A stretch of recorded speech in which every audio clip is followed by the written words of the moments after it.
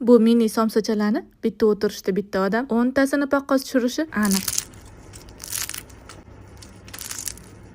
Bu gal iftorlik yoki saharlik uchun xamirlarini ham tayyorlash oson bo'lgan mini somsachalarni ko'rsatib beraman. Xamiri uchun oddiy tuzli suvga o'rtacha yumshoqlikda xamir qorib, 6 bo'lakga bo'lib, birin-ketin yoyib, 72% shidrilitani eritib, birin-ketin surib, taxlab olib, ustini paket bilan yopib, ozgina margarinlari qotgunicha xolodilnikga yarim soatga qo'yib qo'yamiz. Ungacha nachinkasini tayyorlasak ham bo'ladi. Nachinkasi uchun ozgina yog'li qiymaga bir dona katta piyozni qirg'ichli katta tishidan chiqazib qo'shib, tabga ko'ra tuz, murch, ozgina zirani sepib, yaxshilab aralashtirib olamiz. Ungacha xamirimiz ham tayyor bo'ladi. Xamirimizni unlab 2 mm qalinligida jova yordamida yoyib olamiz. Voy, uni buni qo'yinglar, sezdinglarmi? Tekis xamiri yoyishni bilmaydigan ayol qizlarimiz uchun bu somsa usuli ayni muddao. Bu usulda somsa tayyorlasanglar, onajoninglar yoki qaynanajoninglardan gap eshitmasliginglar aniq. Xullas, xuddi shunaqa shaklda tugib, xohlasanglar chetlarini yostiqchaga o'xshatib, listimiziga terib, ustiga oddiy tuxumni yaxshilab yelka yordamida atalab surib,